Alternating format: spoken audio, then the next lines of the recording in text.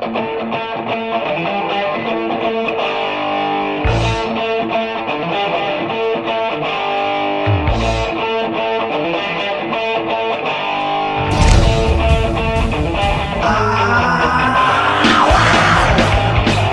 the forefathers.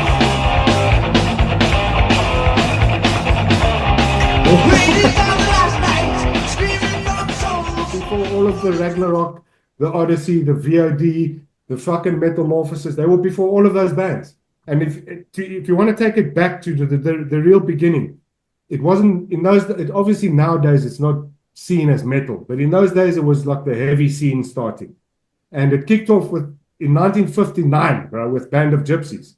They weren't called Band of Gypsies; they were called the Sassins, which stood for South African Sons. Right? It wasn't they later changed to Band of Gypsies, and they started doing Jimi Hendrix covers and all sorts of shit like that, heavy rock, right? In those days, it was heavy rock. It was called underground music. Yeah, and that was when they started. And besides them, there was a band called Suck, who only lasted 8 months, but they were from 1970 to 1971. And they were one of the first bands to actually cover Black Sabbath. And if you look at their record, which is called Time to Suck, there's a War Pigs cover on there. One of the first documented covers of War Pigs, actually. Yeah. There were bands like that. Band of Gypsies, Suck.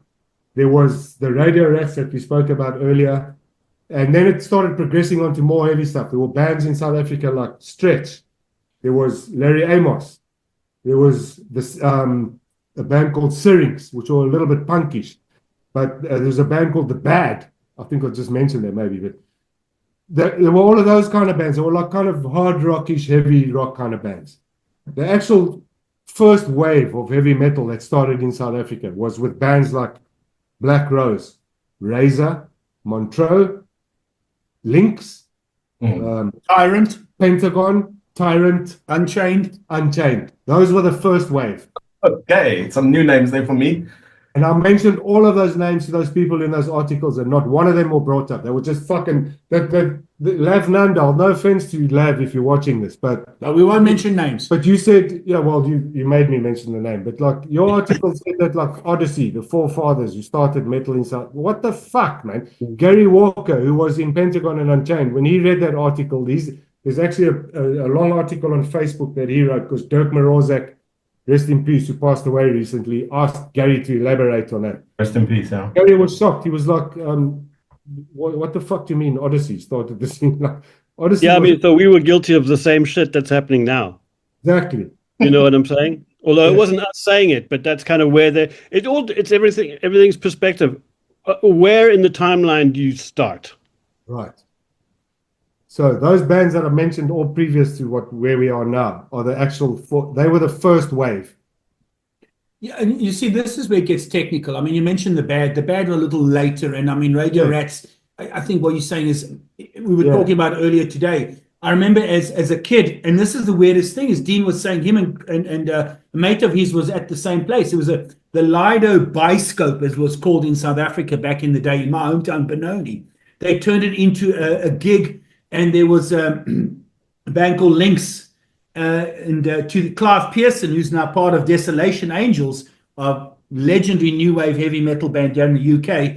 He's part of it. He was in a band called Lynx, and they had the Kamikazes, more punk band. They had a band called Titus Groan, which morphed into Radio Rats. They had an all band called Chicks, and we were all there. I mean, I think I was 14 or 15. I'd snuck in. Penny Dean was there as well. I don't even remember that. And with Greg Rosa, yeah. Greg Rosa and Chicks, the band won in the end. But I remember Lynx standing out, being a heavy metal band at the time. And I remember going to Oxford Hotel in the Rosebank and watching Montreux, and of course Golden Banana, watching Razor, Black Rose, Unchained, Tyrant, and bands like that. Pentagon. And then of course out of Pretoria we had Osiris, which in our view, we're talking today, was the first thrash band in South Africa, as far as we know, which had Conrad Nell on vocals, which morphed into Aragorn. Aragorn then morphed into Strider. I mean, none of that gets mentioned in those books. No. It's nothing. Those were the pioneers way back in the day. Aragon. I mean, sorry, not Aragon. Osiris. They were probably the first band to start playing like thrash metal. Like they did covers of Metal Church, and they even did some Metallica covers, and that was back in like 87-ish already. Wow. Then And as Gary Walker from Unchained and Pentagon, I'm not Unchained, from Pentagon, and he mentioned those first wave of bands passed the torch on. And then you got like Ragnarok, Odyssey, VOD, also in the beginning. VOD, I can't not mention them because they were in Cape Town.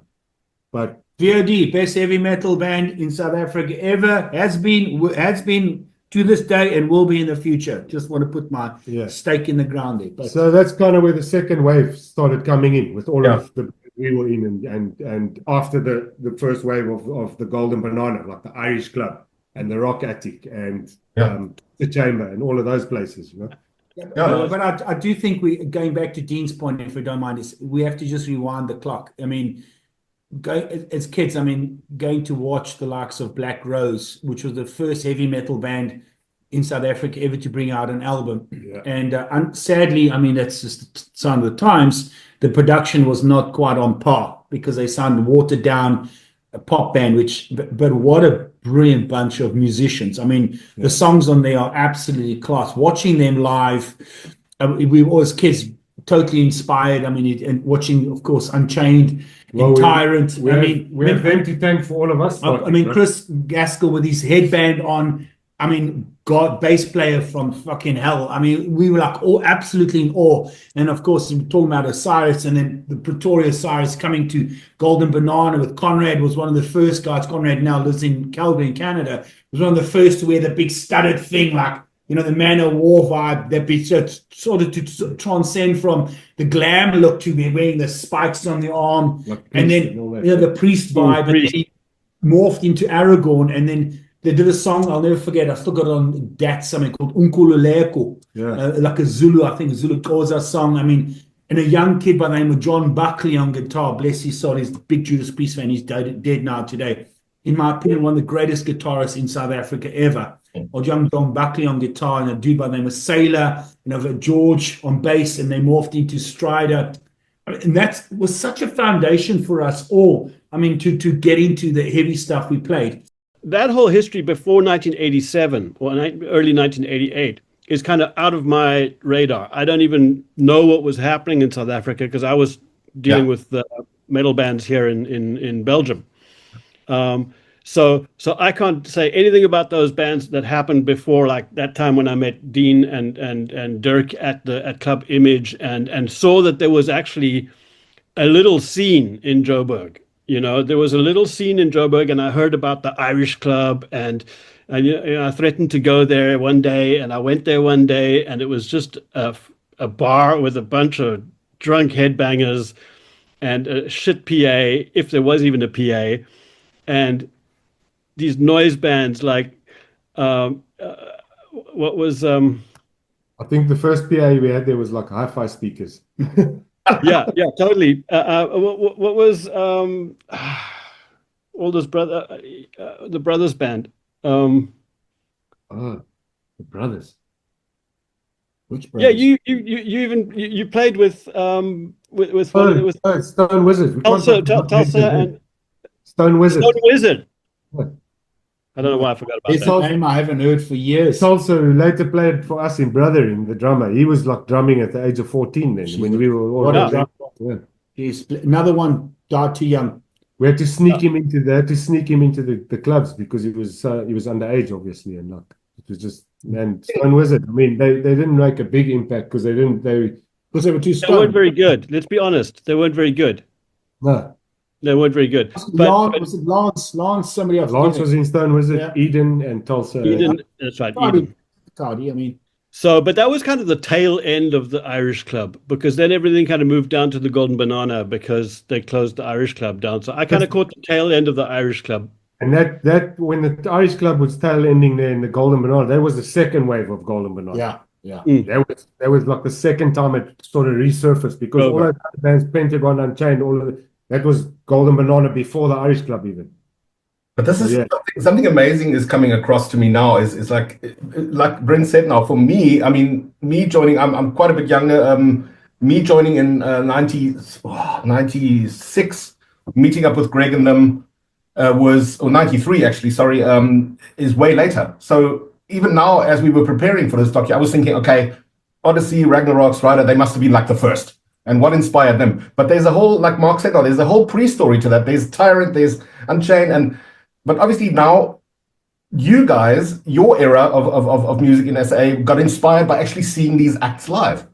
Dude, when he was saying just now, you said just now, but we must have been inspired by something. When Mark was talking about us seeing all those bands like the Spandex days earlier with Unchained and Black Rose and that, we were lighties, dude. We hadn't even fucking dreamed of playing instruments yet. So we used to go to the Golden Banana, stand in the front of the stage, bang our heads, and then one day we said to each other, like, this is like, why can't we do this? Was a whole bunch of bands from back in the day that we just to repeat, Razor, Montreux, fucking Pentagon, Unchained, Lynx, Tyrant. I mean, they were just on a different level. And I think what happened during that, because most of them were pommies that had come over to South Africa with their family, they brought the music with them. It was very new wave of British heavy. Yeah, it was. And being South African, you're right, we couldn't get much of the stuff. So a lot of the stuff that we got to hear were the immigrants coming to South Africa. There was, at one stage, there was a lot of English, British folks coming across to get jobs there, and they brought their kids with. And then where the heavier stuff came through, with leaning towards the death metal stuff, a lot of the old Eastern Bloc countries had a lot of the engineers come across the South, working for Caltex and BP as engineers. And they brought the sort of dirtier, heavier death metal stuff, and with all the tapes and stuff. And that's how we got into that heavy metal stuff, because there was nothing on TV. You could listen to it on radio, God forbid. And I think that's how the scene really got going. I mean, there was really cool punk stuff back in the sort of 80s. Yeah, Power Age. Yeah, Power Age and the Toxic Wild Socks. New Toxic Socks. And then there was that sort of stopped for a while. And then there was a new sort of punkish vibe, goth vibe, The Gathering. The Bad were involved, not they were goth. The Friends of Harry. Friends of Harry, God, I mean, Jesus, they should Psycho be global Reptiles. superstar. Psycho Reptiles, and I think Riff Raff was sort of caught up in that mix. I mean, I don't Okay. remember them. Glenn, he sang for the Blast, wasn't he in that? Oh, that may be, I yeah. might be mistaken. Yeah, Glenn, who's the Blast. Let's not forget There's the another Blast. band. Jesus, You man. played in the Blast. Now, that was 1988. what did you classify that as? Heavy metal, rock, or just fucking rock and roll? Rock. It was hard rock. It was hard rock. But for the time being there, it was hard rock, you know. Yeah. But it was gold metering. It was that kind of shit, you know. Wasn't metal, no. Yeah, that's true. It was a great band, though. Yeah, I mean, that's the first time I ever managed to. I mean, they asked me to sing on that song, Little Sister, and that's the first time I ever was on vinyl. And I got that 7 single. Yeah, it's the first time I ever was set foot in a studio, really, bro. And I went in there and they said, there's the mic, and there's all these people staring back at me through the glass, and I was like, fucking hell, I better.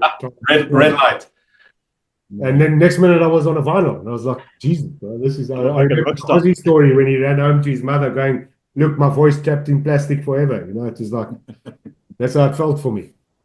Good band, man, and Mark, rest in peace. Mark Mills also died in a car accident. Well, from a car accident, he died later, but yeah, good band, man. Yeah, he was the backbone to that band, you know. Yeah, he was the Blast. Yeah, but I think it's worthwhile maybe just mentioning, we've spoken about this, and I think we've really fucking hit it with a big bat.